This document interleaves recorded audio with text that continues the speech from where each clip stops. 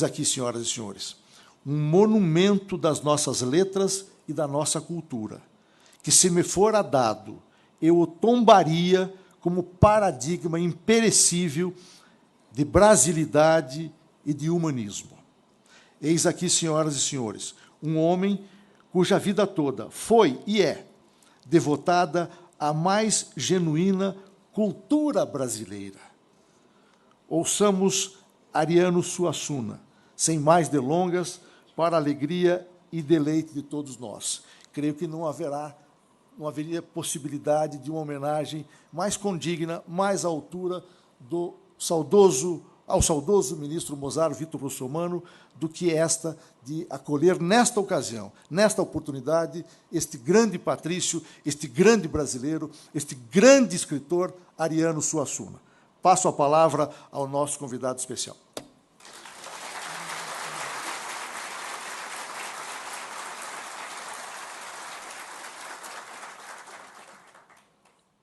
Senhor presidente, senhores ministros, senhores magistrados, funcionários, minhas senhoras, meus senhores, eu estou com uma longa estrada já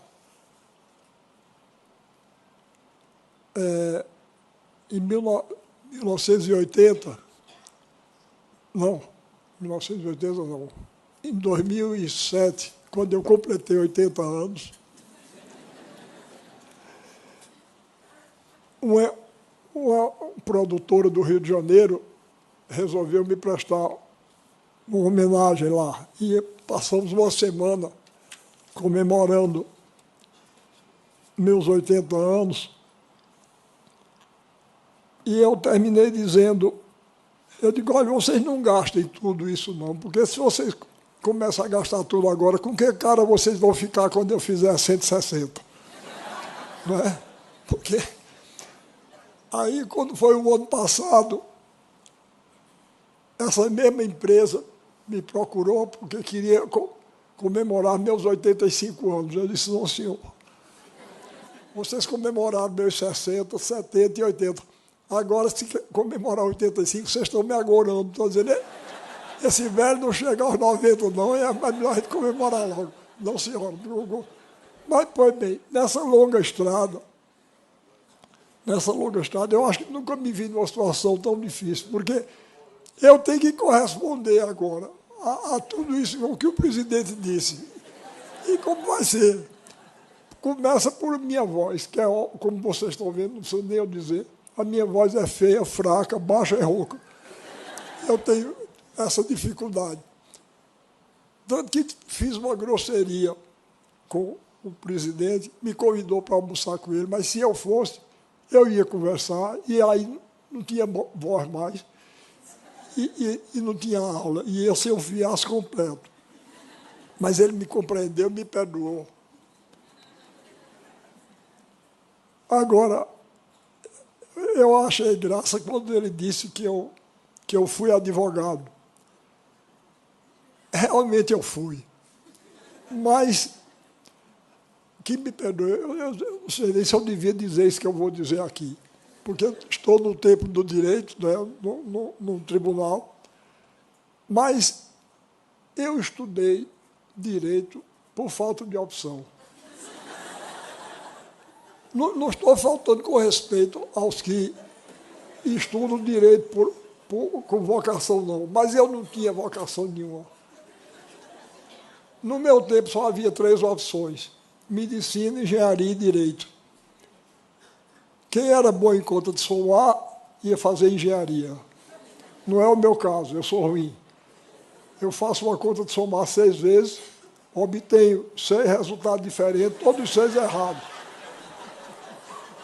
Quem gostava de abrir barriga de lagartixa de manhã ia ser médico. Eu não gosto também, não. E quem não dava para nada ia estudar direito, era o meu caso.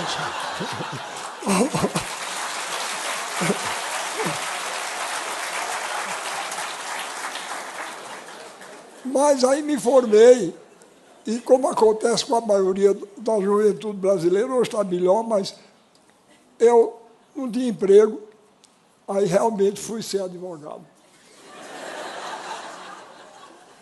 eu fui convidado por um grande advogado e jurista do Recife, professor Murilo Guimarães, que depois foi reitor da nossa universidade, e, na qualidade de reitor, me convidou para dirigir o Departamento de Extensão Cultural, onde criei o movimento armorial, ao qual o nosso presidente fez referência. Mas eu nunca sofri tanto na minha vida. Eu fui advogado por 4 anos.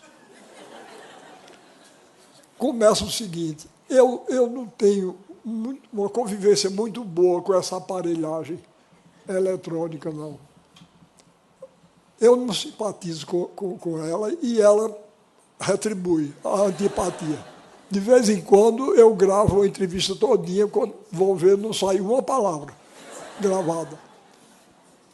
E outra coisa, eu para todo canto que eu vou, eu carrego essa caixa de óculos. Outro dia, um jornal do Recife disse: Ariano Suassuna aderiu à modernidade. Para todo canto que vai, ele leva o seu celular. Era essa caixa. Eu não gosto nem do telefone comum, quanto mais daquela praga no celular, não é? Aquilo é uma escravização, não é? A gente anda com o telefone no bolso. E para um sertanejo, o próprio telefone fixo é uma coisa meio misteriosa. Eu acho meio mal-assombrado. A gente falando com a pessoa, sem a pessoa estar perto. E aquele, então, que é sem fio, é misterioso demais para mim. Não gosto, não. Então, como eu estava dizendo a vocês, eu não me dou bem nem com o telefone convencional. Eu fico todo atrapalhado para telefonar. E a pessoa, para telefonar para mim, tem que cumprir todos os rituais. Tem que dizer alô, quem fala. Se não fizer isso, eu me atrapalho. Aí um dia eu estava no escritório do doutor Murilo Guimarães, desse advogado com quem eu trabalhava, e o telefone tocou, eu estava perto. Eu atendi. Em vez do homem dizer alô, o homem disse: quem fala? Eu disse: Ariano Suassuna. Ele disse: desculpe, não é para ir não. Aí eu disse: meu Deus, ele queria falar com o doutor Murilo. Fiquei naquela agonia. O telefone toca imediatamente. Aí eu atendi. Ele disse: quem fala? Eu disse: Murilo Guimarães. Ele disse: como vai você, Murilo? Eu disse: eu não sou o doutor Murilo, não. Ele disse: por que é que diz que é? Eu disse: porque quando eu digo meu nome, o senhor desliga. Aí houve uma pequena pausa, porque o próprio homem já estava ficando meio atrapalhado. Aí ele disse: vá chamar Murilo. Eu disse: doutor Murilo não está, não. Ele disse: ele demora. Eu disse: eu acho que demora. Ele foi para a Europa. Ele disse: e por que o senhor não disse logo? Eu disse: porque o senhor não perguntou. Ele disse: e tem algum auxiliar dele aí? Eu disse: tem. Quem é ele? Eu disse: Ariano Suassuna. Ele disse: o senhor não sabe nem atender o telefone, quando mais resolver o problema de direito. Sabe de uma coisa? O senhor deixa, o senhor não dá para isso, não. Aí eu disse: é mesmo. Quando o doutor Murilo voltou, eu disse: doutor Murilo, perdoe, eu não vou deixar, eu não quero fazer mais, não. Não quero mais ser advogado, não. Ele aí me arranjou esse trabalho de diretor do Departamento de Extensão Cultural, que para esse eu dava. Bom, eu fiquei muito contente de ouvir aqui, apesar de toda essa ignorância do direito que eu tenho, eu fiquei muito contente de ouvir o nome do professor Victor Russomano, que eu me lembro do nome dele. Cheguei a citá-lo uma vez, defendendo um pobre trabalhador. Ganhamos. Ganhamos. Pois bem, e fiquei muito contente de ouvir as palavras dele, que o presidente leu para nós, ele falando nessa necessidade da humanização da sociedade e mostrando a importância que o direito, principalmente o direito trabalhista, tem. Fiquei muito contente de ouvir isso. São palavras de um mestre. Tenho muita honra, então, de falar na inauguração de um auditório que leva o seu nome. E fiquei muito curioso. Eu acho que eu tenho o privilégio de ser o mais velho aqui, não é? O triste privilégio de ser 85 anos. Mas tem alguém que tem 86, aqui tem, acho que não. Eu acho que eu sou o mais velho aqui mesmo. Pois bem. Então, e fiquei muito satisfeito de ouvir o Victor Russomano Filho falar em dois escritores de quem o mestre gostava. Pitt Grilli, que foi uma das leituras da minha juventude, e, sobretudo, Guerra Junqueiro, foi outra. Eu fui um menino sertanejo, morava na Paraíba, no sertão da Paraíba, e eu tive a sorte de que meu pai era um grande leitor. E eu tinha, na minha casa, no sertão da Paraíba, a excelente biblioteca que ele nos deixou. E onde li a velhice do Padre Eterno. Tá certo? Onde li a velhice do Padre Eterno. E eu tenho uma boa memória. Eu sei que é muito feio a gente estar elogiando a si próprio, mas memória eu tenho. Eu tenho uma boa memória. Eu, uma vez, dando uma entrevista, disse que eu tenho uma memória de cachorro vingativo. E tenho mesmo. Eu não sei se vocês sabem, mas Guerra Junqueiro era anticlerical. Olha, eu sou católico. Eu sou católico. Não estou dizendo com isso que sou um homem virtuoso, não. Mas minha visão do mundo e do homem é uma visão religiosa. E eu sou um sertanejo. E o sertanejo é um sujeito meio cético. Meio cético quanto ao humano. Né? Meio cético quanto ao humano. Eu, não sei se por isso, eu desde menino, que eu examino todas as ideias que me apresentam. Eu examino mesmo. Ninguém vem para mim com o negócio da autoridade. Eu reparo de verdade. Se algum de vocês tem outras ideias, me perdoem, não fique zangado comigo, não. Eu tenho minhas ideias, mais respeito a dos outros. Mas uma vez, eu estava numa livraria no Recife e peguei um livro de Engels, um grande filósofo alemão, né, o companheiro de Marx, e que é muito respeitado. Mas o livro se chamava A Humanização do Macaco pelo Trabalho. Na mesma hora, eu digo, esse homem eu não leio mais nada dele. Porque um homem que sustenta uma ideia dessa, olha, pode dar em dizer o que quiser, tá certo? Pode dar em dizer o que quiser. Mas eu não aceito que a inteligência humana tenha evoluído a partir da inteligência do macaco, ou seja, de que bicho for. A diferença é grande demais. Olha, para todo canto que vou, eu carrego isso. Eu vou mostrar a vocês. Eu não vou dizer nem a Divina Comédia ou a Nona Sinfonia de Beethoven, para não humilhar os macacos.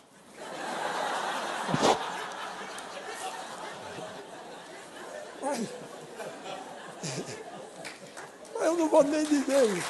Mas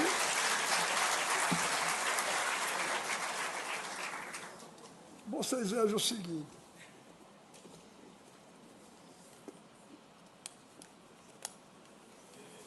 Como eu disse a vocês, eu sou um sertanejo e eu sou um homem de inteligência prática e cética. Vocês estão vendo o que é isso? É um pegador de roupa. Está vendo? Olha, eu vou dizer uma coisa, a gente não sabe o nome do homem que inventou isso, mas ele é um gênio. Eu nunca vi repare, 2 pedacinhos de madeira, um ferrinho dobrado aqui de uma maneira engenhosa, danada. Ele fica fechado. Quando a gente aperta, ele abre. A gente solta, ele fecha. Olha, eu vou dizer uma coisa a vocês. Um macaco pode trabalhar 500 bilhões de anos que ele não faz um negócio desse. Tá certo? Não faz. Não faz, não. Na inteligência humana tem uma centelha divina que não tem bicho que chegue perto. Tá certo? E macaco já nasce macaco. E gente já nasce gente. Isso é conversa de... Pode vir a mãe do Papa. Eu sou católico. Pode vir a mãe do Papa me dizer que não é não. Eu até posso aceitar. Outra coisa. Vocês já pensaram, devagar, nessa história que eles contam, da origem da vida. Eles vivem penando, porque não explica a origem da vida. A ciência é um pouco orgulhosa. Não é? Ela tem um complexo tão grande, porque não sabe criar a vida. Nem sabe, nem saberá nunca. Ela chama bebê de proveta, como se o menino tivesse sido feito numa proveta. É nada, é feito do mesmo jeito dos outros.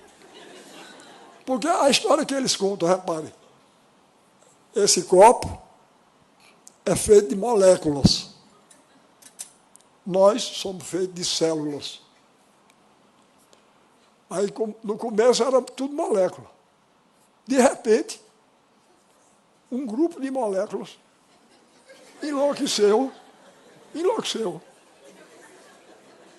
e virou molécula, virou célula. Aí as células começaram a nadar, aí foram se juntando. Foi. Aí, de repente, disse, esse mundo está muito monótono, vamos virar uma parte macho e outra fêmea. Foi. Viraram uma parte.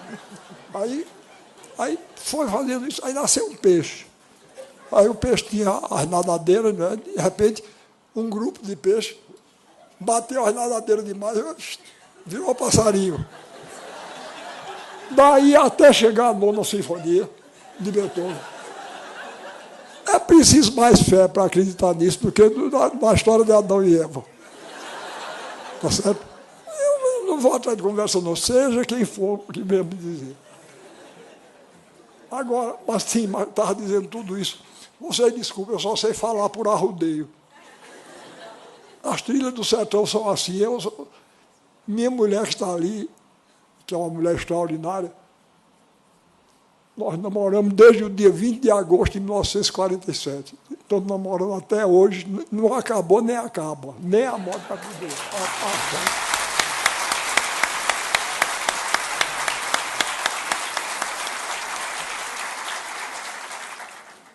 Quando eu era moço, eu começava a falar, começava a arrudear, ela ficava com medo, que eu não acertasse a voltar.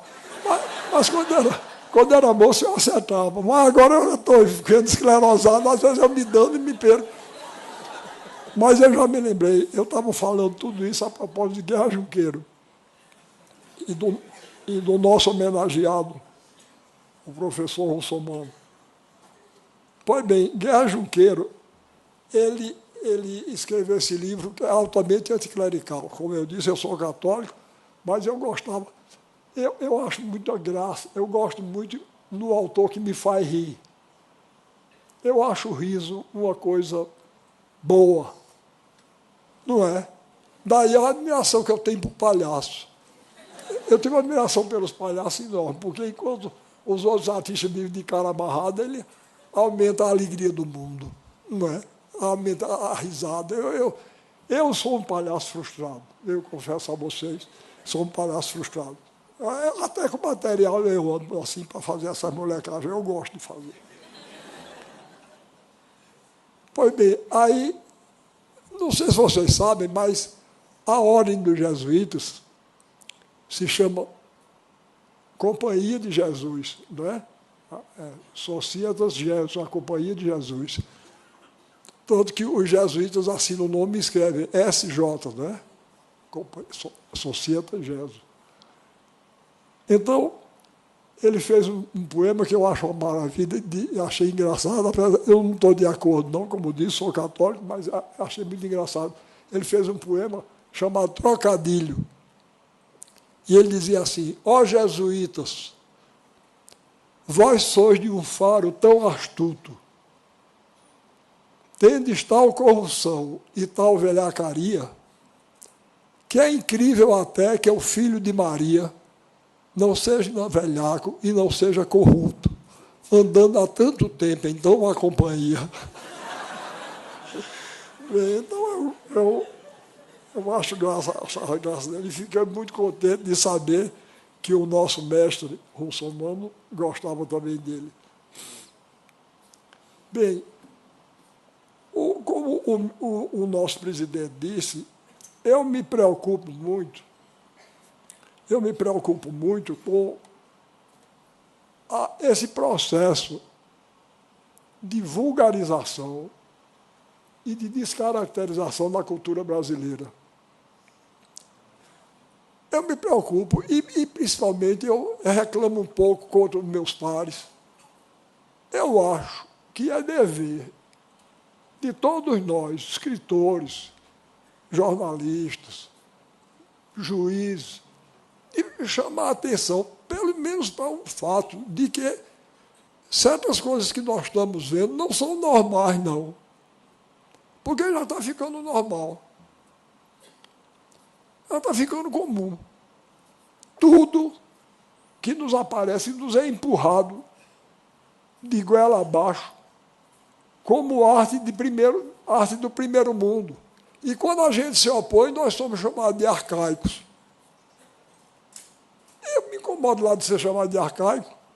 Não me admiro, não. Um homem de 85 anos já deve ser arcaico mesmo, mas é preciso não ter medo do nome. Eu não tenho medo, não. Pode chamar. Entra por um ouvido, sai pelo outro. Mas eu vejo certos falsos ídolos que andam por aí. Olha, existe agora uma tal de Lady Gaga. Eu não vou nem... Ela deve estar muito preocupada lá. A sua Suna não gosta de mim.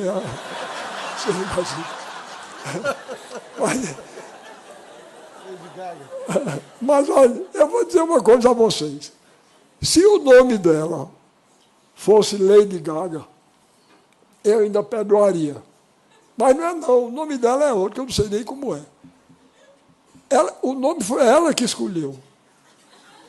Agora eu vou dizer uma coisa a vocês. Uma mulher que se senta, uma mulher ou um homem, que se senta numa mesa e diz: eu vou escolher o nome artístico para mim.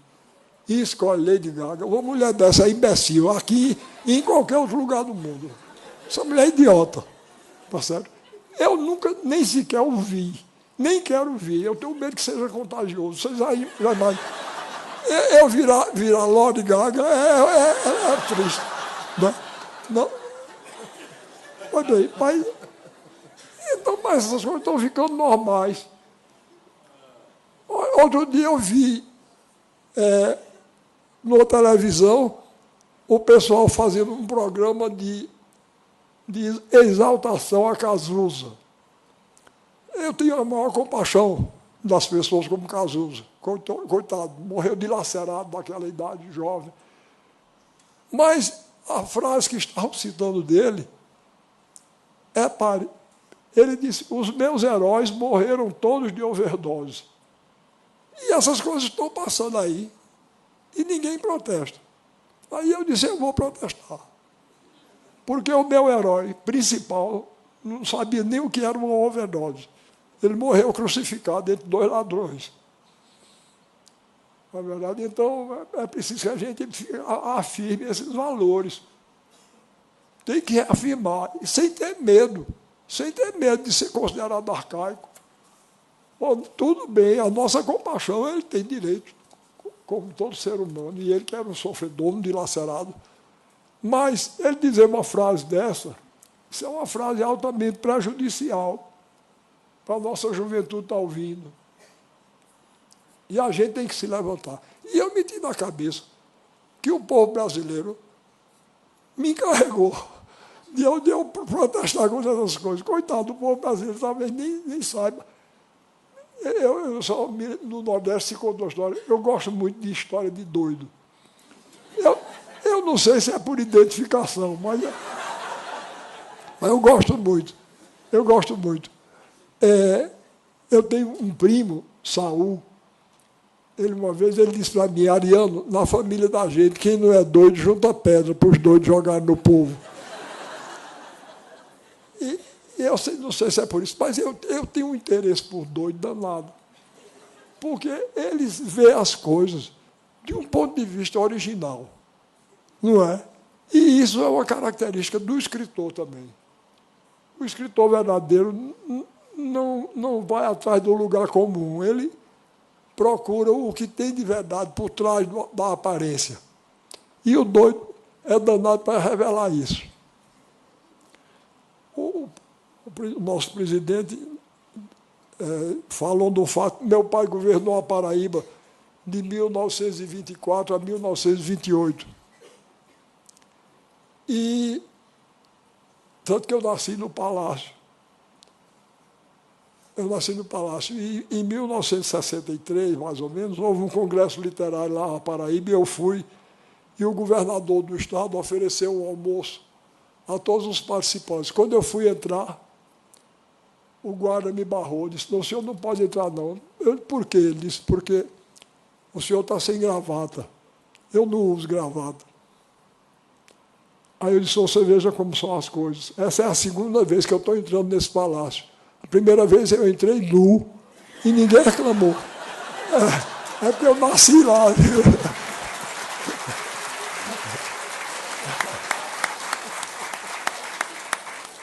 Eu nasci lá. Então, a primeira vez que eu tinha entrado. Pois bem, então, meu pai, quando governador, construiu um hospício e colocou no hospício o nome do maior psiquiatra brasileiro da época, que era um médico chamado Juliano Moreira. E meu pai colocou o nome de Casa de Saúde Juliano Moreira. E no dia da inauguração, ele muito orgulhoso da obra que tinha feito, e o Juliano Moreira foi o precursor no Brasil da chamada psicoterapia pelo trabalho.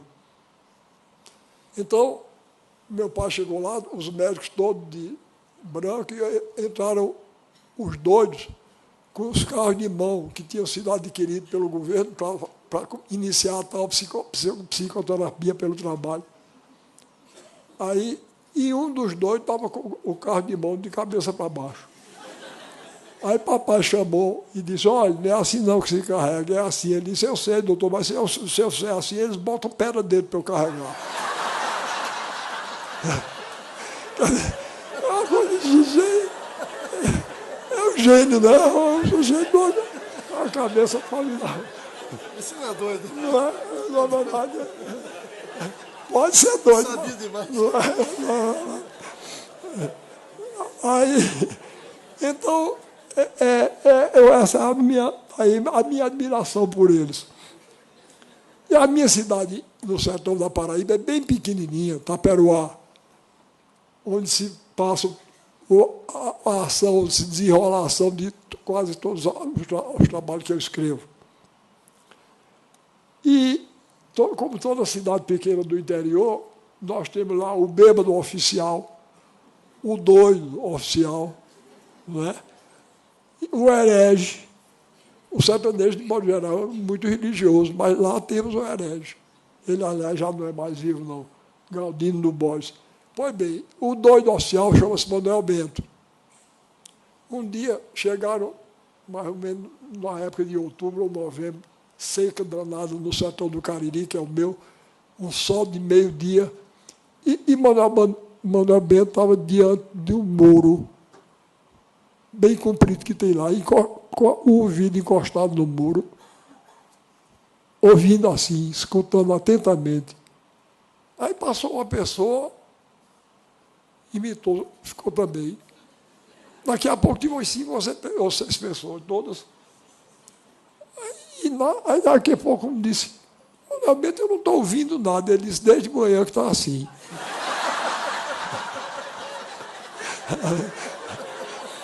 Bom,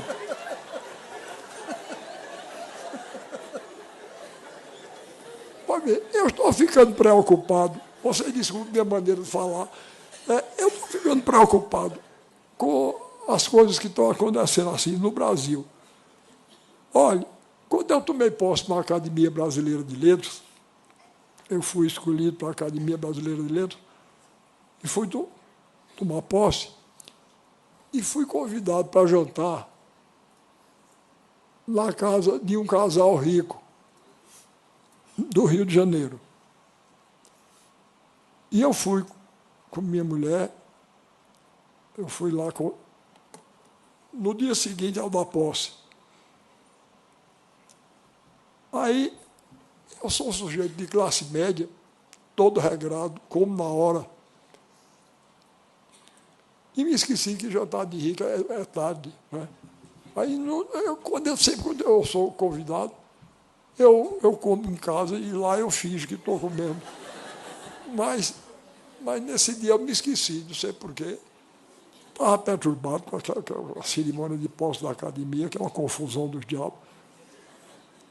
Aí, cheguei lá e nada de sair o jantar. E começaram a passar salgadinho. Eu nunca fiz tanta falta de educação.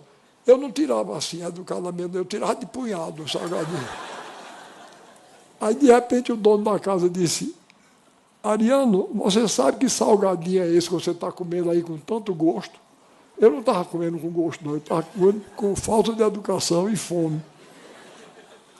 Aí eu disse, é cocatolé, que é um coco que tem lá no sertão. É cocatolé? Ele disse, não, isso é um salgadinho que foi desenvolvido pelos americanos nas Bahamas. Ele disse, pois tem gosto de cocatolé, mas cocatolé é melhor. Bom, finalmente saiu o bendito jantar. Aí, quando estava no meio do jantar, reparem como a mulher se dirigiu a mim. Ela disse assim, você, naturalmente, já foi à Disney, não é? Eu disse, já foi aonde? Ela disse, a Disney. Aí foi que eu descobri que era a Disneylândia, que ela já tem tanta intimidade que chama assim a Disney. Você, naturalmente, já foi à Disney, não é? Eu disse, não, eu nunca fui, não. Ela disse, foi aos Estados Unidos e não foi à Disney? Eu disse, não, eu nunca fui aos Estados Unidos, não. Eu nunca saí do Brasil, não. Aí eu notei uma decepção enorme na cara dela. A cara dela era quem dizia assim, esse homem não devia ter sido escolhido para a Academia Brasileira de Letras, não, que nunca saiu do Brasil. Aí, daqui a pouco, o marido dela falou numa pessoa lá. Aí ela disse, ele já foi à Disney, não é? Aí o marido disse, foi. Aí eu, por dentro, disse, essa mulher divide a humanidade em 2 categorias, né? Quem foi à Disney e quem não foi. E eu estou desgraçado, porque eu já... Eu estou desgraçado, porque eu não fui. Bom, aí passou-se um momento, ela disse, vocês tiveram... Ela tinha 3 filhos adolescentes. Na época, aparentavam 17, 16 e 15 anos. Vocês tiveram dificuldade com a educação dos filhos? Aí eu, não, dificuldade normal. Ela disse, a gente também não. O problema da gente só é o seguinte, é que os professores dos nossos filhos não têm nível suficiente para conversar com eles. Eu disse, bom, é mãe de Rui Barbosa, Joaquim Nabuco e Castro Alves, né? Porque os professores não têm nível. Mas vocês vejam a minha inocência. Não era nível intelectual, não, que isso não interessa a ela, não. Era nível econômico. Aí ela disse para mim, outro dia o nosso caçula chegou aqui em casa arrasado, porque foi conversar com o professor dele sobre o nosso vídeo importado, São de Boris Volkening. E o professor Ariano nunca, nem sequer, tinha visto um vídeo São de Boris Volkening. Aí disse ela, agora me diga que respeito um estudante pode ter por um professor que nunca nem sequer viu um vídeo só de Boris Volcano. Aí eu me acovardei, eu já não tinha ido à Disney, eu disse, é mesmo. Além de não ir à Disney, não saber o que era um vídeo só de Boris Volcano, era demais, eu disse, é mesmo. Morrendo de medo que ela perguntasse qual era a diferença do vídeo sobre Boris Volcano para os comuns, que eu não saberia dizer. Pois bem, então, é contra isso que eu me volto, tá certo? Quer dizer, a gente está ficando... Porque a gente ri, porque a história é engraçada, mas o que está por trás disso é uma quantidade de ideias frívolas, não é? Uma visão superficial do mundo e do ser humano, que é uma coisa perigosa. Olha, Machado de Assis dizia que no Brasil existem dois países diferentes, o país oficial e o país real. Eu interpreto, não sei se forçando um pouco o pensamento de Machado, eu acho que o país oficial é o nosso, é o dos privilegiados. E o país real é o do povo. E ele dizia, o país real é bom, revela os melhores instintos, mas o país oficial é caricato e burlesco.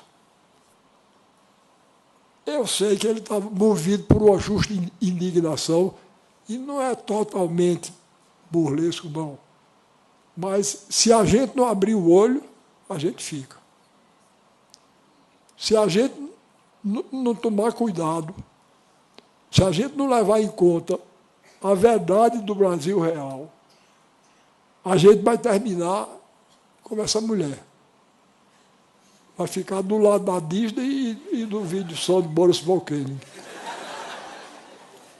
A classe dirigente brasileira, até o século XVIII, se orgulhava do que tinha de português e se envergonhava do que nós temos de índio e de negro. No século XIX, a classe dirigente brasileira passou a se envergonhar até do que a gente tem de português. Passou a querer ser francesa. E, atualmente, caricatamente, quer ser americana. Nós querem transformar o Brasil nos Estados Unidos de segunda ordem.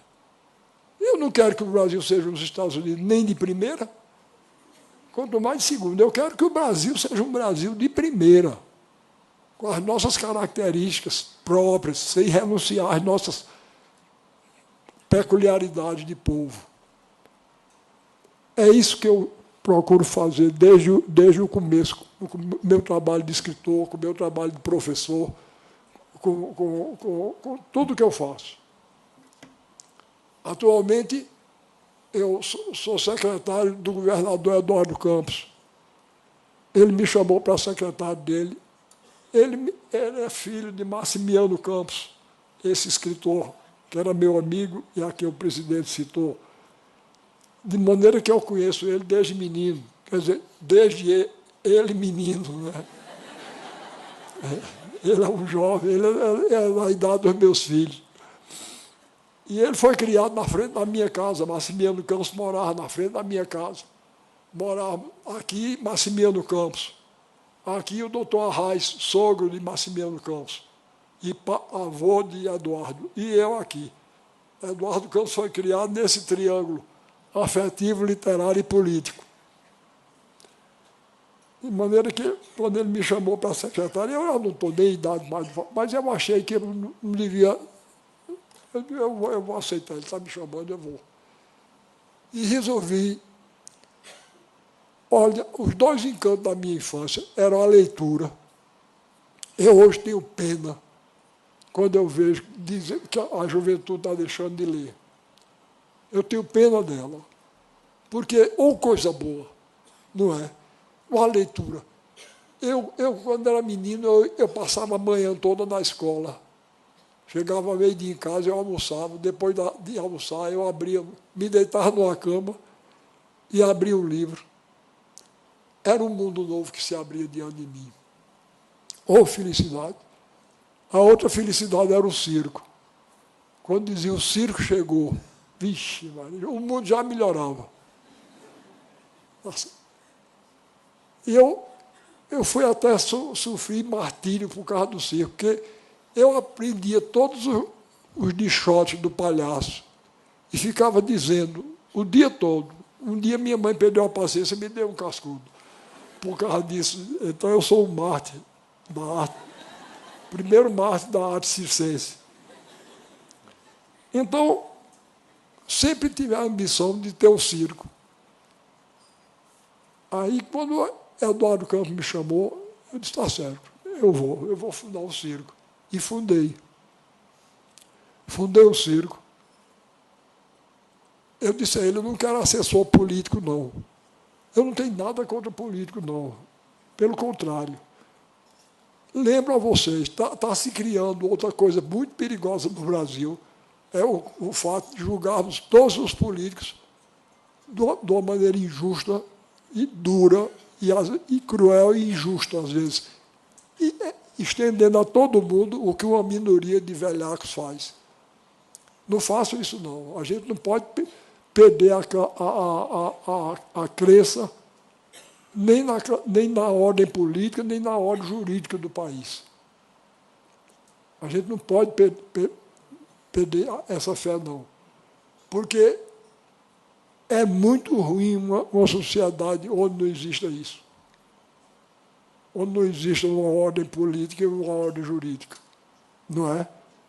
É muito ruim. É muito perigoso. Então, o político, tanto que eu tenho pena dos políticos decentes. Eu tenho uma pena danada.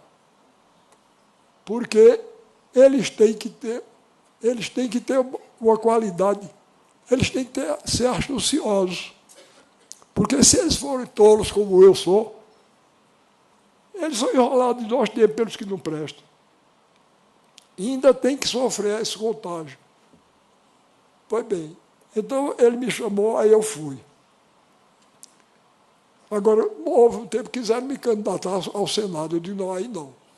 Eu milito politicamente, como escritor e como professor, mas eu como senador, Deus me livre. Eu vou ficar, inclusive, acanhado. Eu não quero, não. Por favor, isso não exige de mim, não. E fiz muito bem em não ir. Porque eu ia ser um péssimo senador. E me jacto de ser um bom professor e um bom escritor. Pois bem, aí eu disse, quando ele me nomeou, eu digo, eu quero ser só artista. Aí ele me arranjou músicos, cantores, bailarinos que eu escolhi, e eu organizei um circo, que se chama Circo da Onça Malhada. Circo da Onça Malhada. A onça malhada é o povo brasileiro. Que a coisa que mais me orgulha no Brasil é essa unidade na variedade. Não é? Às vezes pensam que eu só dou valor no Brasil aos descendentes de portugueses, negros e índios. Não, eu falo nesses porque esses são os iniciais. São os troncos, é o tronco inicial da nossa cultura. Índio primeiro, ibérico e depois negro. Mas eu dou importância a todas as outras etnias. Eu procuro ser tão coerente nesse ponto que até uma criação de cabra que eu tenho no setor da Paraíba, eu crio 4 cores de cabra. Vermelha em homenagem aos índios, branca em homenagem aos portugueses, preta em homenagem aos africanos, aos negros, e azuis para os outros que vieram depois, japonês, italiano, alemão, sabe? Então, até nisso eu procuro ser coerente. E eu estou vindo aqui de Sergipe, e sofri um pequeno acidente lá. Eu fui visitar o lugar onde morreu o Lampião, porque eu tenho grande admiração. Vejam bem, eu sei os defeitos de Lampião demais. Ele era cruel, sanguinário, era um bandido, mas ele Ele não era uma alma pura, mas não era uma alma pequena e vulgar, não, era uma alma grande. Ele era um personagem trágico. Mas eu tenho admiração maior ainda por Maria Bonita, que é uma mulher extraordinária. A mulher que se apaixonou por aquela que, para ela, era a figura de um rei. E, por causa desse amor, morreu daquela maneira terrível, trágica. Cortaram a cabeça dela, né?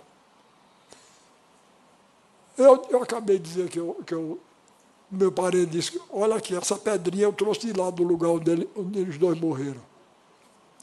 Vou andar com ela em todo canto. Ela foi lá do lugar mesmo.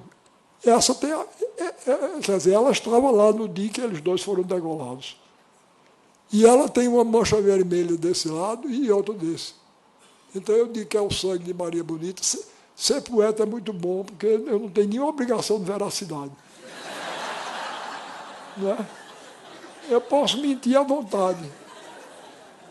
Cientista que não pode. Então aqui foi o sangue, e aqui é o sangue de Lampião.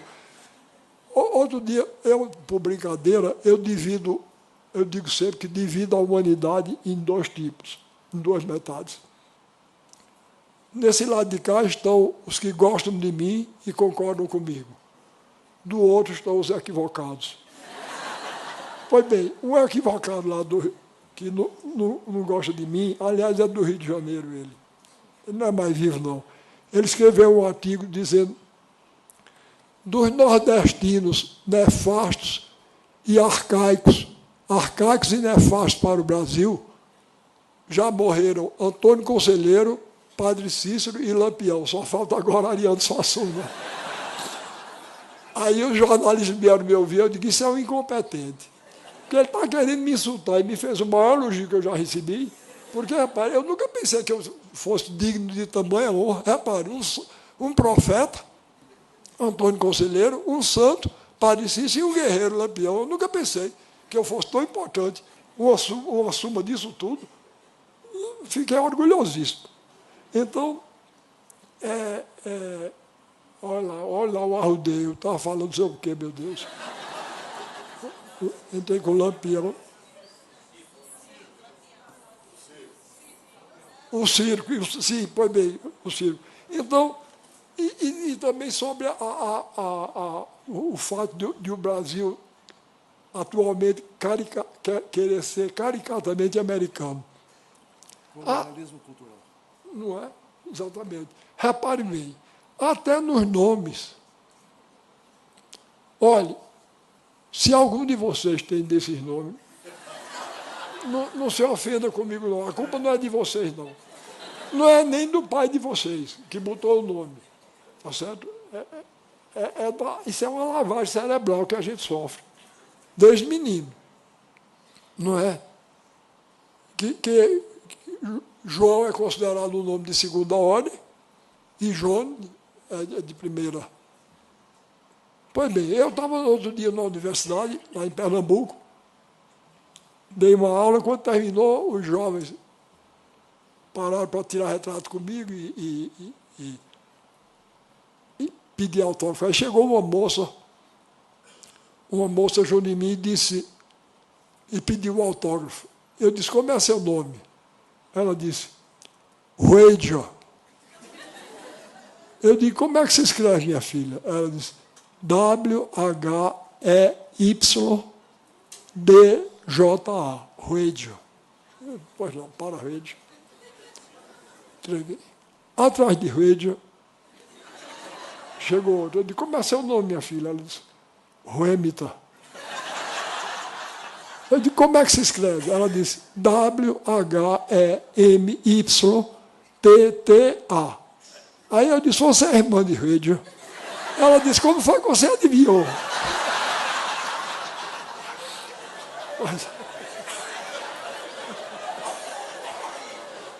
Mas o melhor de tudo foi que atrás tinha um rapaz novo ainda, e parece que ele ouviu o meu diálogo com o Hamilton e Ruedia. E ele deve ter pensado, esse homem é analfabeto, porque quando chegou a vez dele, eu disse, como é seu nome? Ele disse, Hugo, H-U-G-O. Soletrou também.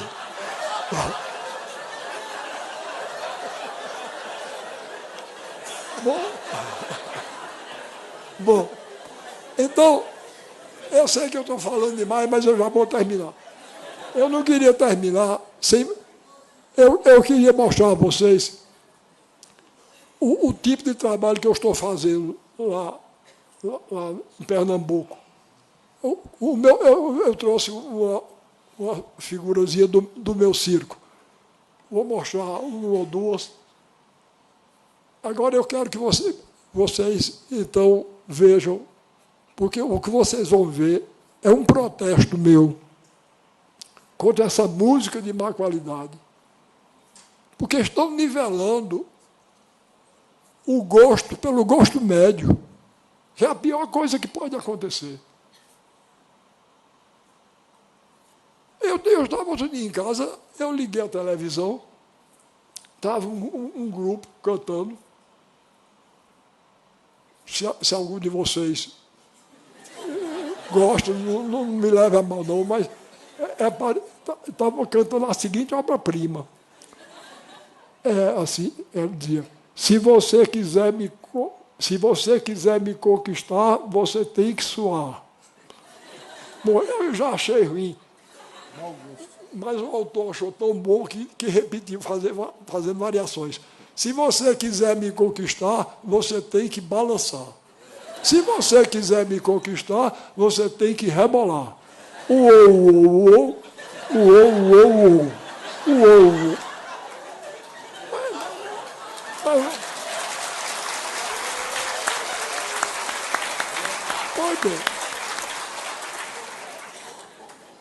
Pois bem, olha aqui, eu cheguei, eu vou dizer o nome do grupo, eu não devia nem dizer, porque outro dia eu vi um festival, eu estava num restaurante em São Paulo, e vi no telão um festival na Inglaterra. Eu nunca vi tanta música ruim, nem nunca vi tanta gente feia. E o Príncipe Charles estava lá e aplaudindo. Eu sempre tive desconfiança que aquele príncipe tem mau gosto. Eu vou dizer... Não é? Eu vou dizer uma coisa. Um homem que troca a princesa Diana por aquela mulher com quem ele está casado. Aquele homem não entende de mulher. Pois bem, então eu vou dizer o nome do grupo. Eu não queria, eu tinha parado de dizer, depois que eu vi esse grupo em inglês, porque os brasileiros que fazem essa qualidade de música, imitada da música americana, são menos ruins do que os ingleses. E ainda chamam música jovem. Coitado dos jovens. Outro dia estiveram aqui no Brasil, os tais do Rolling Stone. Eu nunca vi. Um bando de velho minhoqueiro, da minha idade, feio. Olha, a coisa mais melancólica do mundo é um roqueiro velho, não é? Quando é jovem, ainda vai. Mas quando envelhece, é uma coisa melancólica. Pois bem, a banda da qual eu estou falando chama-se Banda Calypso. Pois bem, repare, eu chego em São Paulo, está na primeira página do jornal, né? Preferência Nacional. Sabe quem é? A Banda Calypso. E eu ainda perdoaria, mas quando eu cheguei aqui no meio, tinha um homem chamado Eduardo Miranda. Esse homem, eu ainda vou me encontrar com ele. Repare o que ele afirmou. A Calypso é a verdade do povo brasileiro. Eu me senti pessoalmente insultado. Uou, uou, uou. É a verdade do meu povo, do meu querido e grande povo brasileiro. Deus me livre. A Calypso é a verdade do povo brasileiro. O Chimbinha é um guitarrista genial. Olhe, eu sou um escritor brasileiro. A língua portuguesa é meu material de trabalho. Se eu gasto um adjetivo como genial com Chimbinha, o que é que eu vou dizer de Beethoven? Né? Tem que inventar outra palavra. Né?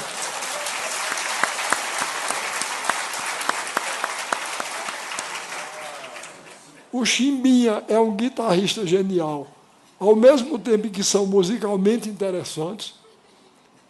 Musicalmente interessantes. Se você quiser me conquistar, você tem que suar. O que me irritou mais foi isso. Eles têm uma coisa super brega, que é a cara do Brasil. Olha, eu ainda vou me encontrar com ele e eu vou dizer a ele, olha, eu não lhe digo quem é que tem cara super brega, porque eu tenho respeito, carinho e admiração pelas mulheres. E sua mãe não tem culpa nenhuma das besteiras que você diz. Mas super brega. Pois bem, então, aí, no mesmo jornal, eu encontro o retrato de um grupo de jovens dizendo que pretendiam renovar a dança brasileira. Sabe como era o nome do grupo? Street Dance. Para renovar a dança brasileira. Então, quando o governador me chamou para secretário dele, eu organizei meu circo e estou percorrendo o estado todinho.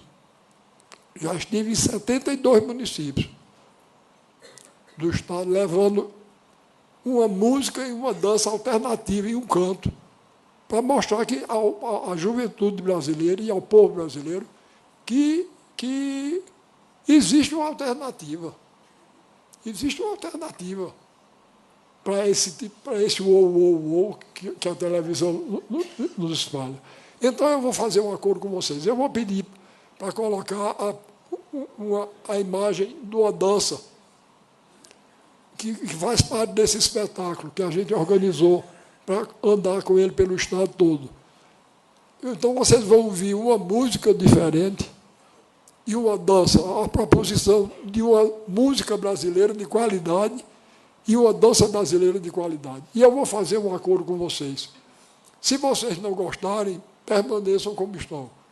Se gostarem, me dê um sinal para eu saber que eu não estou errado.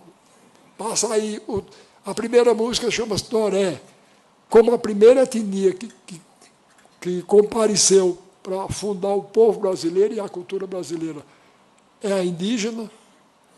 Nós fizemos uma música chamada Toré. Antônio Madureira, um grande compositor, fez essa música. Ele é quem dirige a parte musical lá do trabalho da secretaria. E vocês vão ver dançada pelo meu circo da Onça Malhada.